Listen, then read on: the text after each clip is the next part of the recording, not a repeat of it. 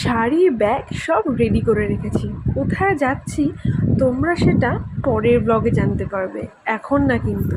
তবে তোমাদের জাস্ট দেখিয়ে দিলাম যে শাড়ি ব্যাগ কী কী পরবো সব রেডি। তো এখন প্রায় 11টা মতন বাজে।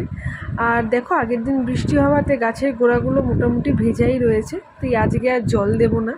আর দেখো কি সুন্দর ফুল ধরেছে, বৃষ্টি পড়ে গাছগুলো যেন জীবন্ত হয়ে উঠেছে। তো তারপর আমার ফেভারিট আইসক্রিম টেন্ডার কোকোনাটটা খেলাম। এটা আমার মোস্ট ফেভারিট আইসক্রিম, আমি এইটাই খাই যখনই খাই। বাকিগুলোও খাই বাট এটাই আমি মানে মোস্ট অফ দ্য টাইম খাই। তারপর একটা রিটার্ন প্যাক বানিয়ে নিয়েছি।